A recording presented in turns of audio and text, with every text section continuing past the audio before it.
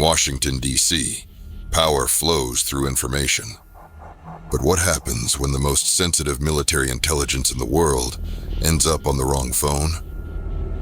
In the halls of power, a national security advisor makes a fatal miscalculation. On the other side of the world, a special forces team walks into a perfectly orchestrated trap. When the dust settles, 4 American soldiers are dead, 3 more captured. And the most catastrophic intelligence breach in modern history is just beginning to unravel. Signal Lost, a 6-part podcast thriller about betrayal, courage, and the devastating consequences of a world where even our most guarded communications are never truly secure. When everyone is listening, nowhere is safe. Signal Lost. Available wherever you get your podcasts. It is the world's most secretive election. When a pope dies, ancient traditions begin. A silver hammer, a destroyed ring, over 100 cardinals locked away from the world, choosing the next leader of 1 billion faithful. White Smoke. The path to a new pope, from Calaroga Shark Media, wherever you get your podcasts.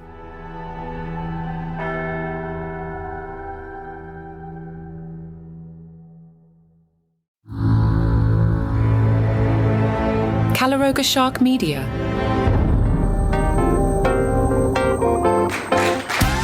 Hey there, I'm Johnny Mac, and this weekend, not really comedy news, we will celebrate the life and career of Mitch Hedberg, who passed away 20 years ago this weekend. I'm even struggling how to get into the shows. Part of it is I've heard various dates for when Mitch passed away. If you Google it, it will come up as March 30th. Some sources will say March 29th. I've heard anecdotes where it was March 29th and not announced to the 30th. I've also heard versions where it was the 30th and then not announced until April 1st, which made people think it was a prank. Personally, you've heard me talk about it several times this week. I remember being at the auto show with Brewer and when we heard the news, and I just now went to look to see when we did the auto show broadcast, and I can't find it. So we'll just celebrate Mitch this weekend. Mitch Hedberg was born February 24th, 1968 in St. Paul, Minnesota. 3 albums, one of them posthumous. We'll talk about that. The first 2, Strategic Grill Locations and Mitch Altogether. The posthumous one, Do You Believe in Gosh? I have shared my story where I was sitting with Lynn Shawcroft and she had some tapes and I said to her, you've got an album here, and I connected her with Jack Vaughn at Comedy Central Records. That's where that came from. My guest today is filmmaker and Hedberg documentarian Jeff Siegel. Yeah, Jeff is an Emmy Award-winning filmmaker and the director of an upcoming documentary about Mitch. I can't wait, so I reached out to Jeff and I asked him, hey, will you talk Mitch Hedberg with me? And today I will share that conversation. So why Mitch Hedberg? What do you love about Mitch Hedberg? Wow, why Mitch Hedberg? That's a loaded question because I've spent nearly 5 years piecing together his whole life story. My entry point to this was getting to meet Mitch at a very formative time in my life. And it wasn't just on one occasion, it was 4 different times. And it can always be dicey when you get to meet somebody who you really look up to. And I've never met anyone quite like Mitch. He was one of the most sweet, genuine, incredibly kind, humble, hilarious, complicated people. He bundled up so many different things all in this unique package. And I don't think it's just me who felt it, that this incredibly unique aura and desire to know more about him and this vulnerability, there was just a lot of different things that you felt when you were around Mitch. And some of that came through from his comedy, from the records on TV and everything. But when you actually got to sit there with him and chat, even if it was just fleetingly, he made an impact on you. And he definitely did on me. And I've spoken to over 200 people who were a part of his journey through life and comedy over the last few years. And every single one of them felt it. It is amazing the effect that he had on people and continues to have on people, even though he's no longer with us. Was he Midwestern nice? Was he stoned? Was he all of that at once? Or, hey, Mr. Hedberg, big fan, nice to meet you. What do I get back? First of all, I had driven, without going too deep into my own personal story, he was one of those people. I discovered him like so many people on TV, Comedy Central presents. At first, when you discover him, you're just like, what is this? The very first few seconds of being exposed to Mitch is, this is in another language. Most people aren't dialed into that frequency. And it takes you a second to click into it. And once you do, boom, you're in Mitch world, and you will never see the world the same way again. You will always see it through his eyes. So I fell in love with him that way initially, discovering him like so many countless other people. But the next step was obviously, I want to see this guy. But people forget that 25 years ago, it was a very different world. Without social media and all these things, it wasn't always easy to track these people down. So it took months of refreshing his remedial website to try to figure out, oh my God, he's actually coming somewhere in a radius I can get to. And I drove down with a few friends. I was a senior in high school to Washington, D.C. to see him at the D.C. Improv. So that kind of set this up into more than just us going out for the night 5 blocks from where we lived. We had to really make an effort to go track him down. We weren't even old enough at the comedy club to fulfill the 2-drink minimum. We had to order mozzarella sticks and chicken fingers. But now knowing I think that was my first live comedy show ever. So it's when you enter through that perspective, you realize, wow, this is so different than what you might expect otherwise. We were in the front row. So many comedy shows, I would never want to be in the front row. I don't want to be the victim of crowd work and all that stuff. But with Mitch, it was so different. So yeah, after the show, we tracked him down and the venue cleared out and we said, hey, we drove 3.5 hours to see you. Oh man, you drove all the way down here just to see me? He was so humbled by that and surprised by that. And he shouldn't be, because so many people, I'm sure, were doing the same thing. But, to us, he cared and he was concerned are you guys staying down here? Do you have a place to stay? You're not going home tonight, are you? It was this very sweet Midwestern hospitality, like caring about, and who were we? We were just a bunch of high school kids who happened to go to a show. But you could immediately feel that he was this sweet, charming, incredibly kind, nice kid from Minnesota. That never left him. And at what stage in his career is this? After a few Comedy Centrals, he's done Letterman and all that? Yeah, I had no idea of his timeline until I started doing this project. But yeah, this was 2002 when I saw him. So he's done a bunch of Lettermans. Comedy Central Presents is behind it. 1998 was really the big year when Mitch blew up and all eyes in the comedy world went to him, and he was in Time Magazine. They called him the next Seinfeld. He got a big development deal at Fox, and that was that kind of big moment. But then it took a few years for him to really pick up, for the Comedy Central Presents to go into heavy rotation, for Comedy Central Records to pick up his album and then record a second album and to put those out. Those didn't come out till 2003. It was all those later years of his life when he was really picking up in popularity. And once those albums came out, it was like game over. Those things were huge, especially among college age kids. They were just being swapped left and right on campuses. I'm sure we'll jump all over the timeline, especially I have Hedberg ADD. As I've been prepping for all these conversations I'm having this week, I started to think about, you just talked about it, when those albums were out, they were very quotable. I was part of the cult. If I walked up to a soda machine that was selling Mr. Pibb, I would take a picture and text my friend and just write, who didn't get his degree, and we would chuckle about it. 10 years ago, on the 10th anniversary of Mitch's passing, I felt like he was very much in the zeitgeist because of Twitter and was either being quoted or people were quoting in his style. Here, 10 years later, I'm not feeling that, and I'm worried that he's starting to become forgotten. I was thinking about our interview this morning, and I think back to Richard Jeni, who was super popular, and you never hear anyone mention Richard Jeni. I don't think Mitch's zeitgeistness has fallen that far, but I worry that he's starting to become a comedian of the past. I certainly hope that's not the case, and that's why I've been trying so hard to get this kind of big project together to celebrate Mitch, to tell his unknown story, and really to introduce him to a whole new generation of people who may have, not heard of Mitch and not discovered him. But the beautiful thing is that he is so instantly and forever discoverable, as Mark Maron put it in our interview with him, that he's one of those guys, the evergreen nature of his material and the way he saw the world and processed it through his unique mind and put everything out there, is that to this day, I think anybody could just pick up on him, see one or two jokes, and then absolutely fall in love. Maybe it's anecdotal, but I have been talking to tons of people, and a lot of people are obviously connected with his story. But I feel like I've actually been blown away by the fact that he still remains so relevant. And even though so many people talk about how had he been around a few more years living into the age of social media, his jokes, his material would have been so perfect for that, because obviously they're these one-liners, they're short bites. But, I feel like I've found that even though he didn't get to live into that era, and it's almost poetic, he was this guy he feels from a different era anyway. And it's almost poetic that he passed away before the whole world and the comedy world as well, but was upended by social media and just so many changes that we're still feeling to this day.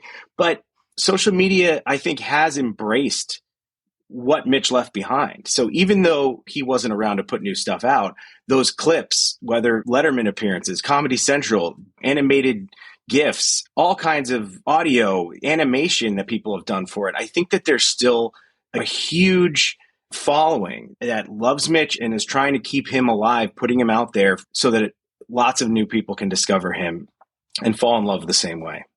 I was talking to someone else earlier today, and again, I come at this as a big Mitch fan. I wouldn't have stalked you if I weren't a fan. And I was thinking in terms of modern social media and feeding the beast. I think at peak Instagram, taking a Hedberg one-liner and putting a funny image to it was great. I wonder now how he would feed the beast, not really a crowd work comedian. And I broke it down, and if he's got a crowd behind him, he could say, hey, nice hat, and get a laugh because the crowd's at your back. But he's not a crowd work comedian. So would he be able to feed that constant beast that we have to feed in 25? I will never know, but like I said, I'm glad that we don't really ever have to know that he could be himself on his own terms. The big takeaways from, again, years of conversations with so many people are that Mitch was steadfast to do things his own way.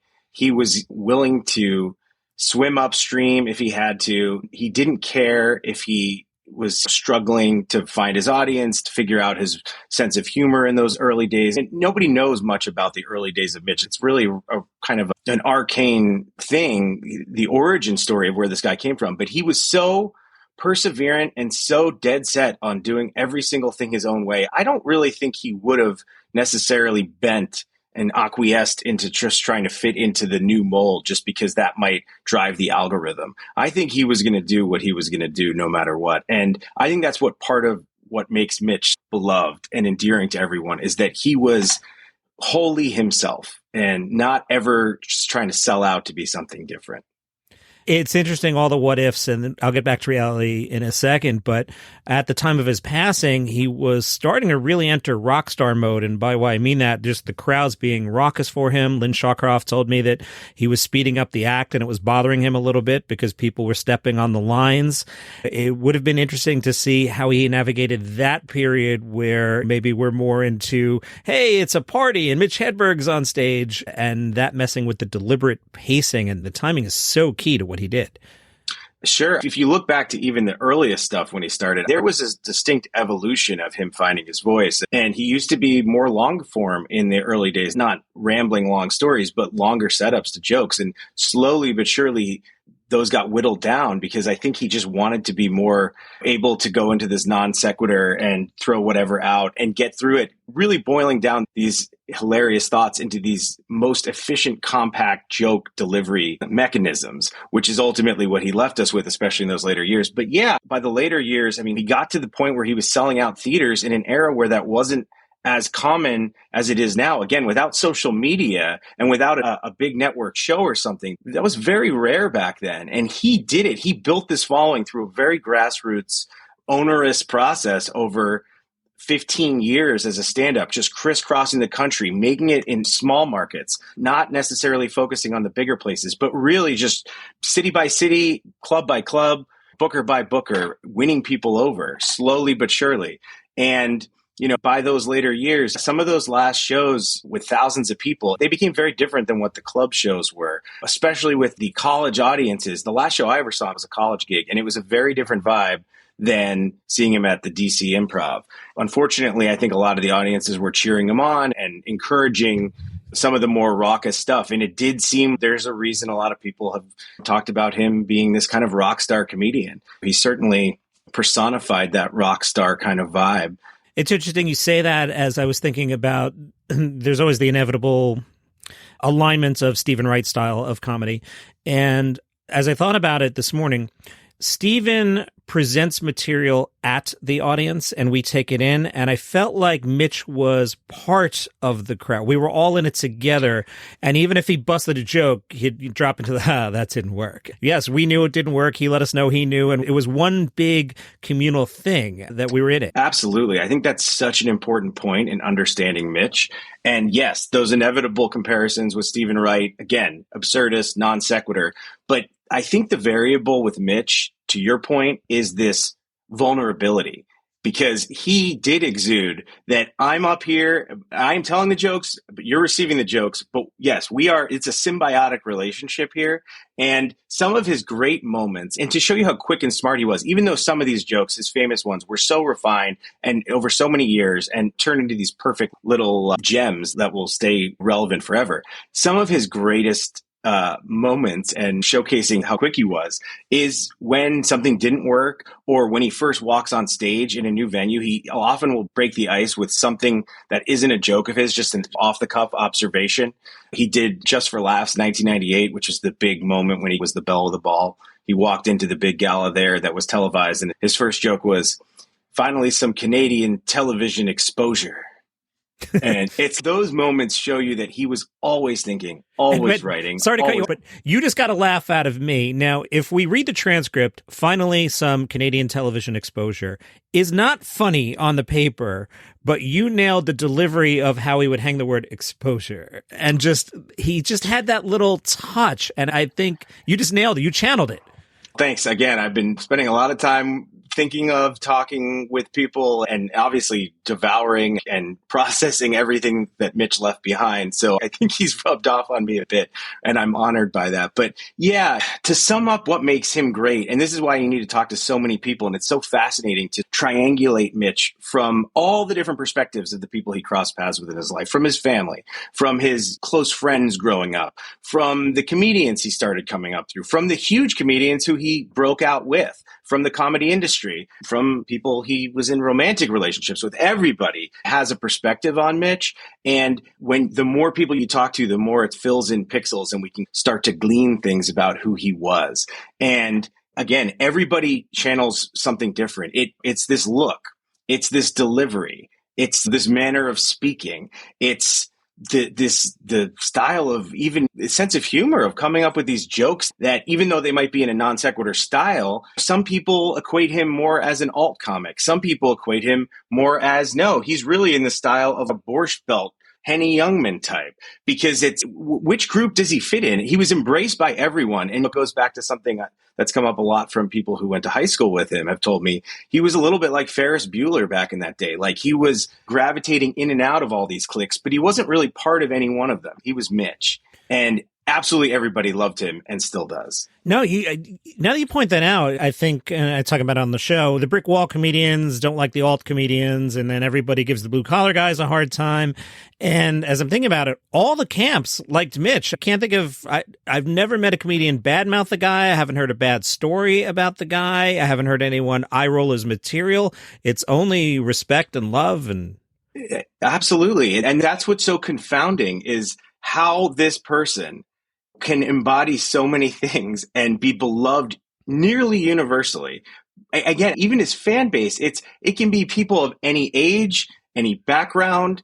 It's not controversial. It's not tied to any time and place. There's some cursing in his jokes, but it's all very wholesome. And I think what makes Mitch connect with so many people in such a wide swath is that there's the vulnerability aspect, but there's also just that he was so positive and full of love. And to me, that's what, looking back 20 years since his passing, and we absolutely miss Mitch, we adore Mitch to this day, I really think the world needs more Mitch today.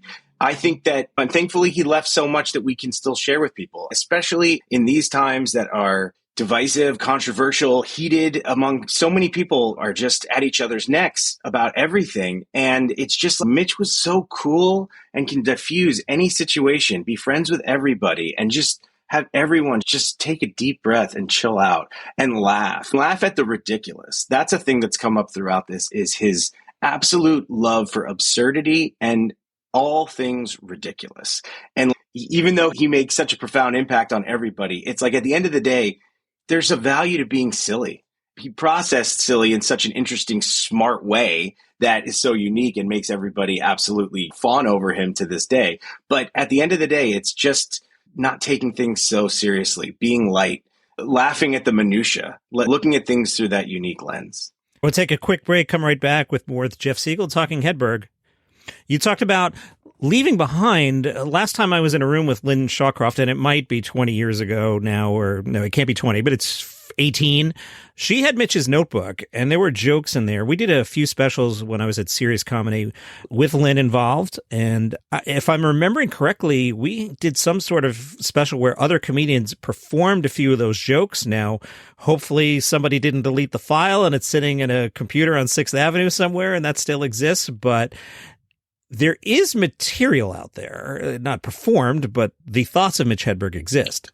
Absolutely. This guy, one thing that's come up from everybody is he was writing constantly from, I don't know, the age of a year or two after graduating high school and hitting the road with his friends. Before he started performing, he was just constantly observing, processing, writing. There are so many things to Mitch. And another thing that's come up, there's lots of material, of course, the jokes, but Mitch was creative in so many ways, and a lot of people don't get this. And a lot of people who are close with him, especially in the early years, really, this is a point they wanted to make to me and make sure that people got that while comedy is how he made it, he was an artist. He could draw the doodles. His handwriting is a work of art to anyone who's ever seen it. He's copied the style that he learned from his dad, who was an architectural draftsman, and wrote in this all caps, very angular, very artistic, fascinating way. I mean, everything he left behind is an artifact.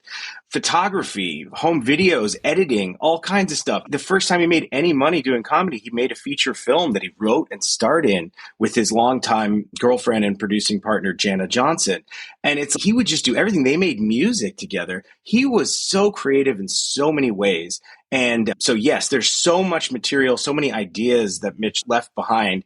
And we're trying to incorporate as many of those as we can into kind of rebuilding his story from scratch, and doodles and drawings that he did and getting them animated and all kinds of interesting stuff like that. Let's talk about the documentary. What makes you wake up out of bed and go, I'm going to make this? Why Mitch Hedberg? The last time I saw Mitch was less than a year before he passed in 2004. And I spent a little time with him. It was the first time I met him. And it was at this college gig, and the venue was clearing out. And I went backstage and was in the green room, and we were catching up. And I'm sure that this happened with countless other people. Obviously, everybody loved him, and I'm sure he's made time for other people. But when I was with him, like I said, Mitch made you feel like you were really special, like you were the only person he cared about at that moment. And we had a great conversation about film and filmmaking. I was at film school at NYU at the time. And on the way out, the college had provided catering. It was a big party sub. And Mitch said, "Hey, man, I'm not going to eat that whole thing. Why don't you take some with you?" And he gave me this sandwich. And just a nice gesture. I wouldn't probably think too much of it. But to me, at that moment, I left there driving home, eating this ham sandwich that Mitch had given me, and just thought, I need to know more about this guy. I am fascinated. He is so many fascinating things. Yes, hilarious, of course, on the surface level, but so much more than that.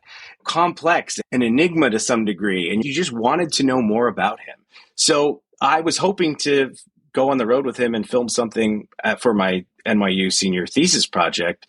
Unfortunately, he passed less than a year later, but that planted the seeds over 20 years ago that I wanted to do something. And over the years, I kept once in a while reaching out to someone or chatting with people and floating this idea. And we finished a documentary project that I produced, 4-part series for Netflix in 2020 called This Is a Robbery.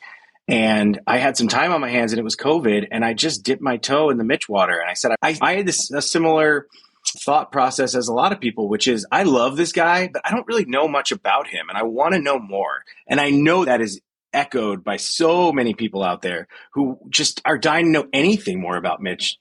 And so I started just piecing it together and a timeline and pulling out names and calling people. And it's a slow process when you do that. But over the last 4 going on 5 years, it has slowly turned into this incredible thing.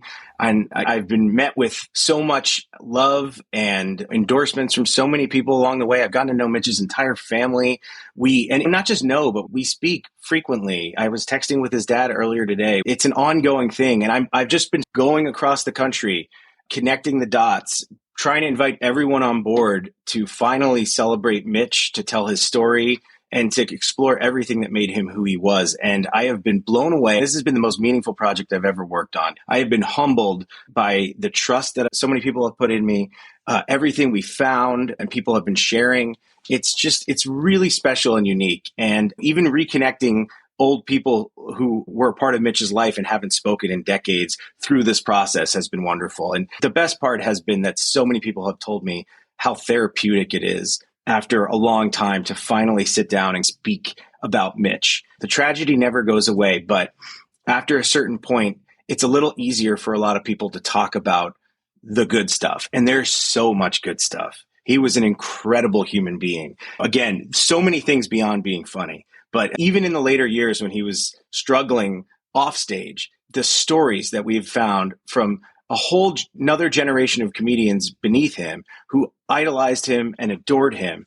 And he would do absolutely anything for anybody to help them get their footing in the comedy world, making calls, putting them on the bill, giving them time, talking them up to managers and agents. He was just an incredibly great human being.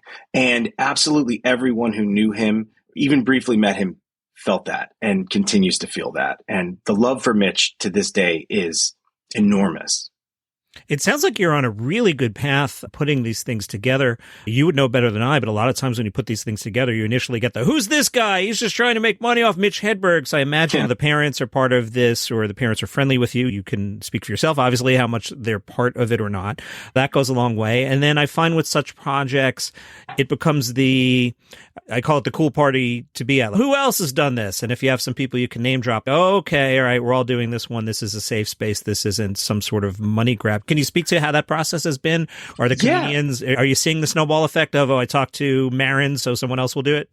Absolutely. There's so many different bins of people to connect with, like I said. And obviously you want the big famous comedians and contemporaries who came up with Mitch, and someone like Marin or Stanhope or Dave Attell or Lewis Black, who have so much direct crossover with him, obviously have a big personal aspect. But then, it's also fascinating to talk to people who knew him a little bit, like Jim Gaffigan is in it, or BJ Novak is in it. He never even met Mitch, but he speaks for the perspective of people who just view Mitch strictly from the fan point of view and like what that means to people. I'm trying to triangulate it from all sides, from the people who knew him intimately well to people who just understand where he fits in this incredible pantheon of the comedy world.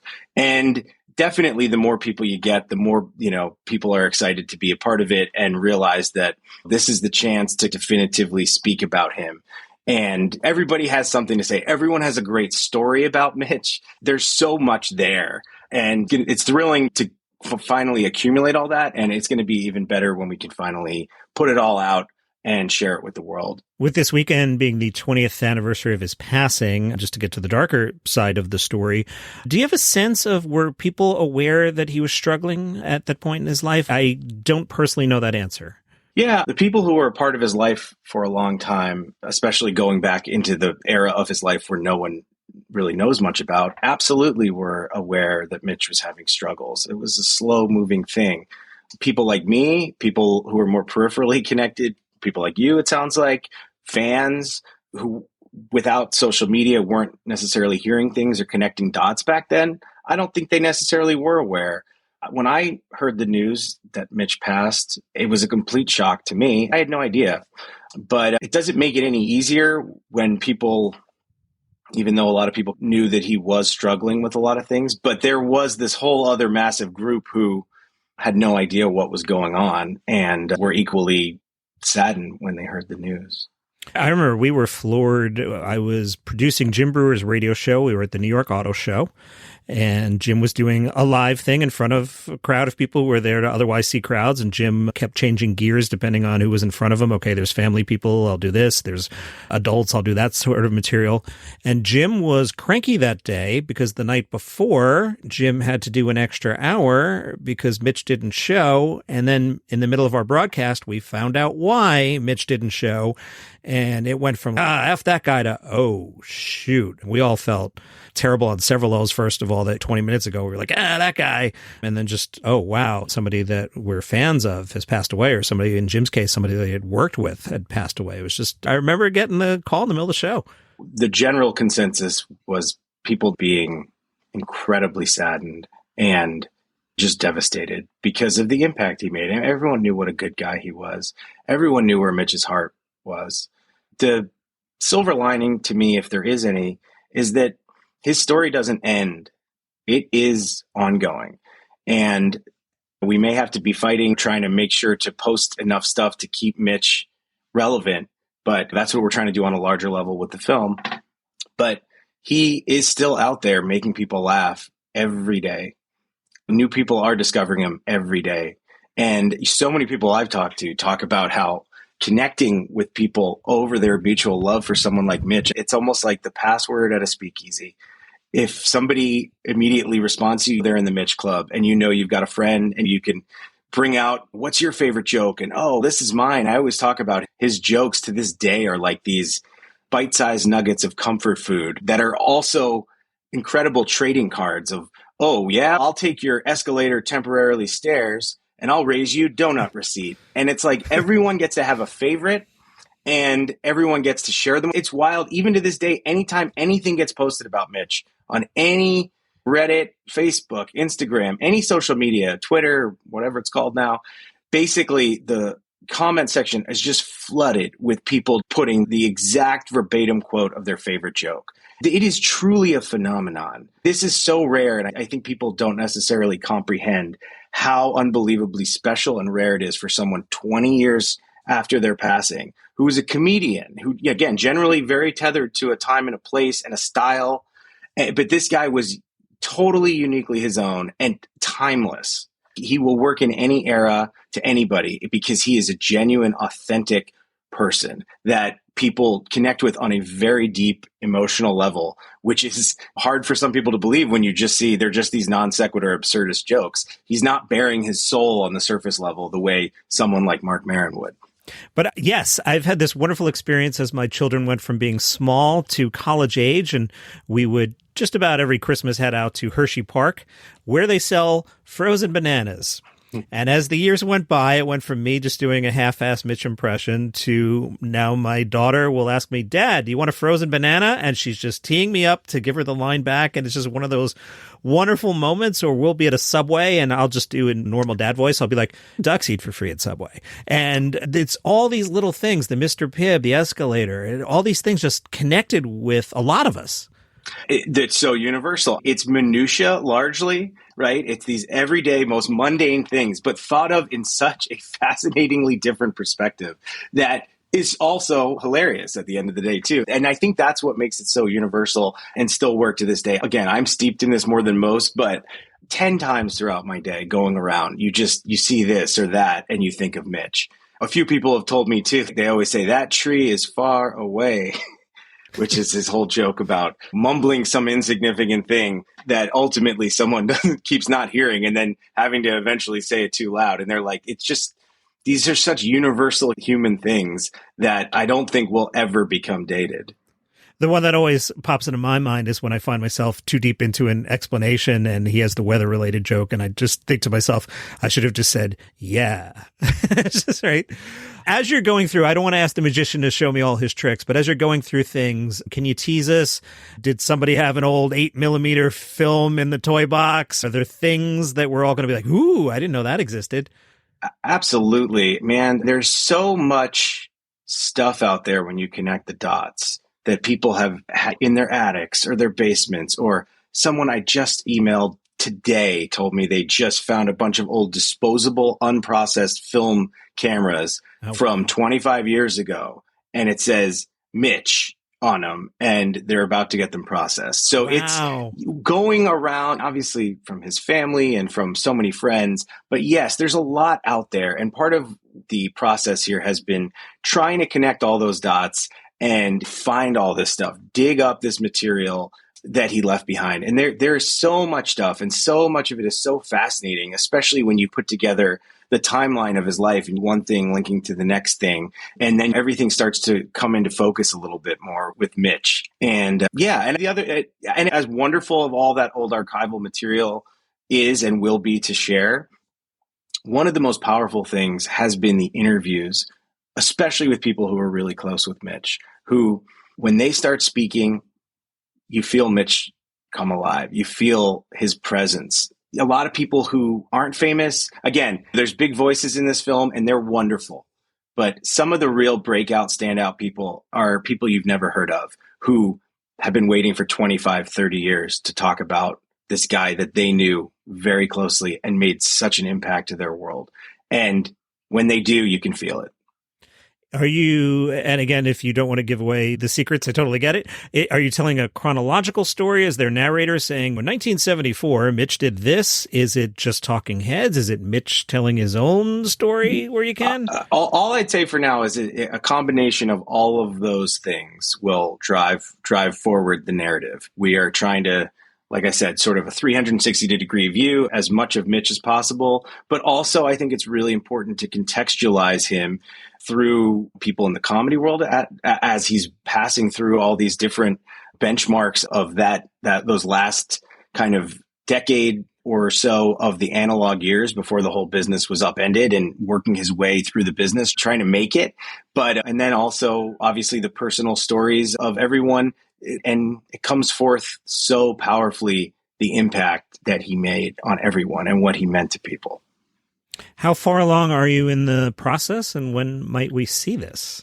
We've been working on it for a long time. I don't want to put an exact timeline on it, but we're hoping at some point next year to be sharing this with the world.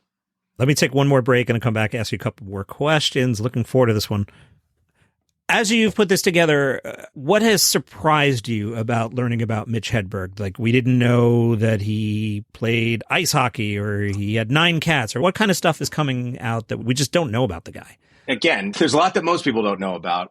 What's been so amazing to learn about is that there's just so little is known on the surface level about him. He's so funny. He's from Minnesota. He did Letterman's. We know he passed away young and he had addiction issues, but people really don't know almost anything about him and his story, the origin story of this sort of superhero of Mitch Hedberg, because that's what he is. In the comedy world, he is beloved. So many people put him on that Mount Rushmore with some of these way more prolific comedians, and maybe he is not quite Carlin or Pryor, but I think he's absolutely as influential and beloved. The people that know him absolutely love him.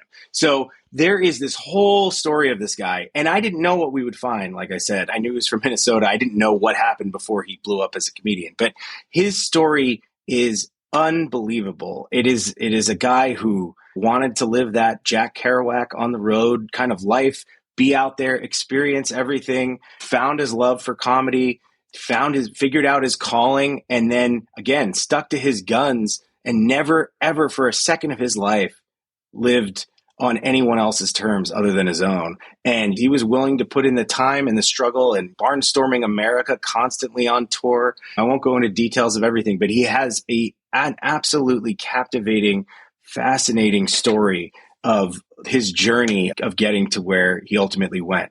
And one thing I'll say is, in the later years, I don't know if a lot of people know, but Mitch did a couple of ad campaigns, voiceover work. One in particular was for this hockey team in Atlanta, formerly the Atlanta Thrashers. And there's a great story that we talk about in there where Mitch is discovered and this team is not very good and it's a new expansion team and no one's showing up. The whole marketing message they're trying to give to the hockey team and all the fans is, even if the team's not good, we got to show our love for it. We're all in this together. It's very much in line with Mitch's sense of humor, persona on stage, and that sort of vibe he gives. So he ultimately did this ad campaign in Atlanta for the Thrashers called Hockey Love. And you can find it online. It's amazing. And it's just like this beautiful thing in Mitch's voice and his sense of humor. And it's all about showing the love.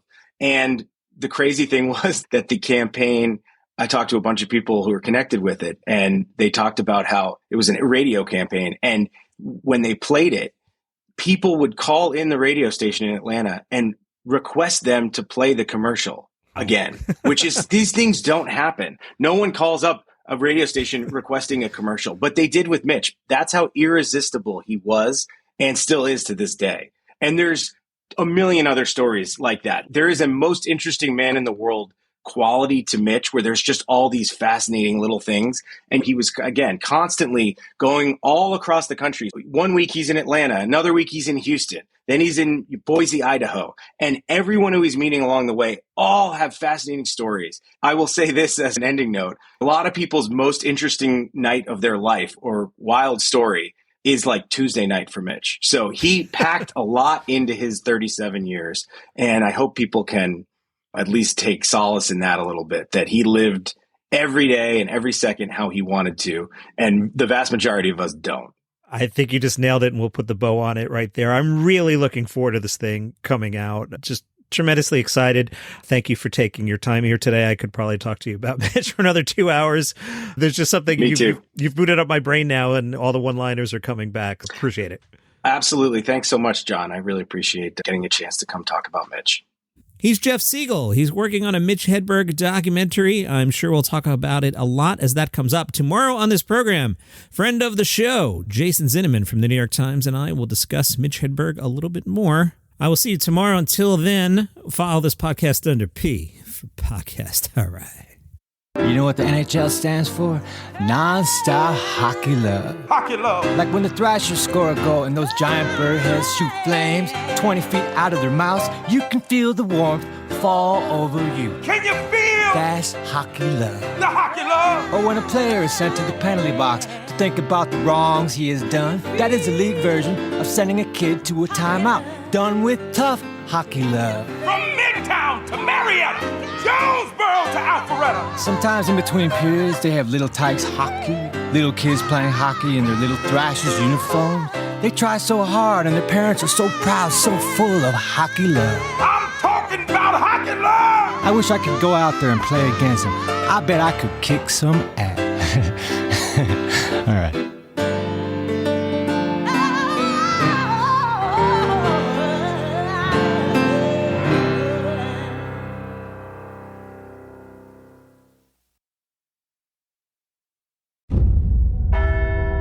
It is the world's most secretive election.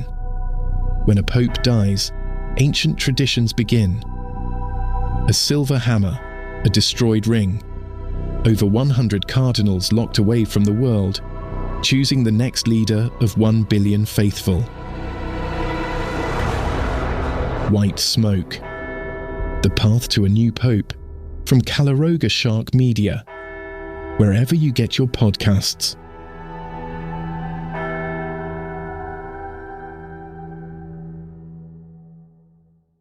If you're fascinated by UFOs, aliens, ghosts, demons, cryptid creatures like Bigfoot, Chupacabra, and Mothman, then I have the show for you. The Paranormal 60 with Dave Schrader. Each week, we investigate different claims of the supernatural and try to shed light into the darkness, bringing you the top guests and experts from around the world.